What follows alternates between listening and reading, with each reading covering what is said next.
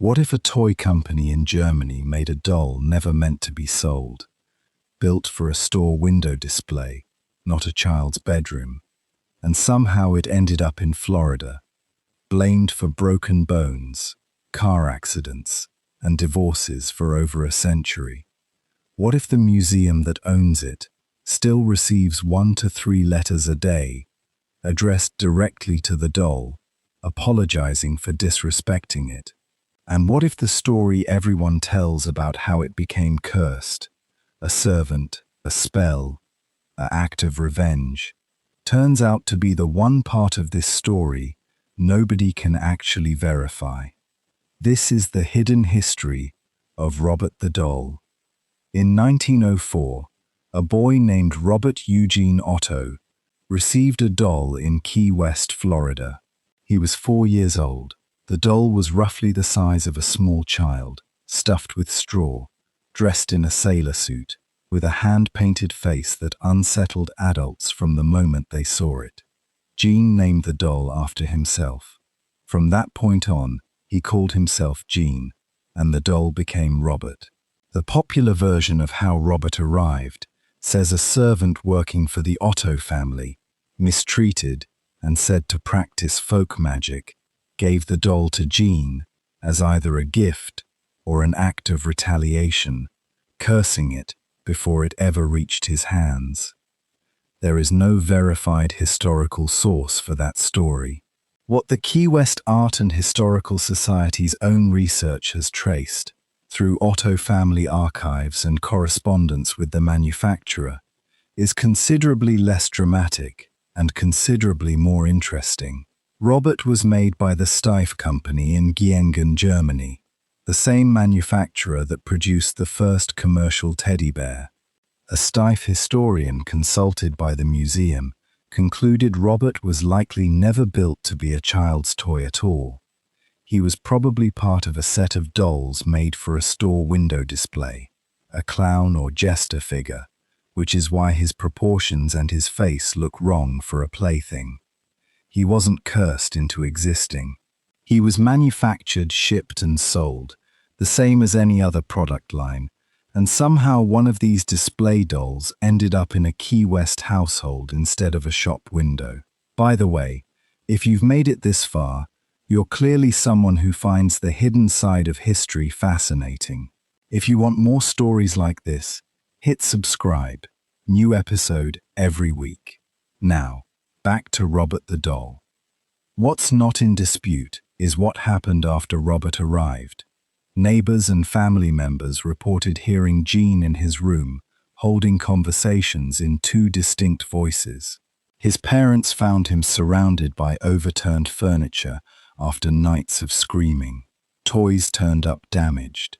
Every time something went wrong in that house, Gene had the same explanation: Robert did it. His parents eventually moved the doll to the attic. When they died, Gene inherited the house and brought Robert back down to his own bedroom, the turret room, where he spent most of his adult life working as an artist, with Robert propped against the window beside him. Gene married a woman named Anne, who reportedly could not stand the doll. After Gene died in 1974, Anne locked Robert in a cedar chest in the attic and left him there. The house was sold to William and Myrtle Reuter. Myrtle became, by her own account, the doll's next companion. She kept him for 2 decades, through one more move to a different house, before donating him to the Fort East Martello Museum in 1994.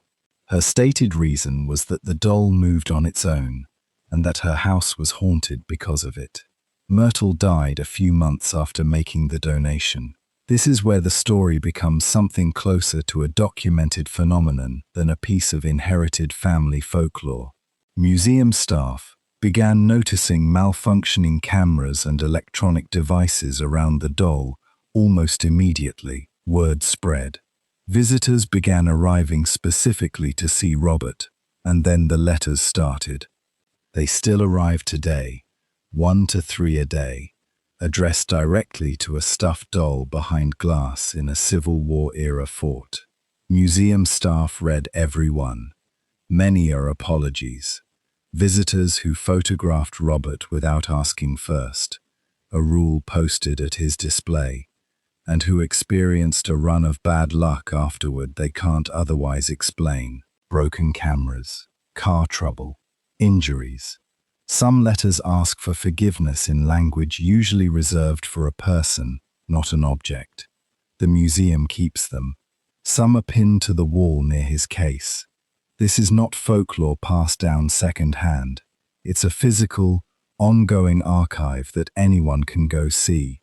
What AI cross-referencing of the museum's public statements, the Otto family archive research, and the manufacturer's own historical records confirms is a pattern that should feel familiar by now.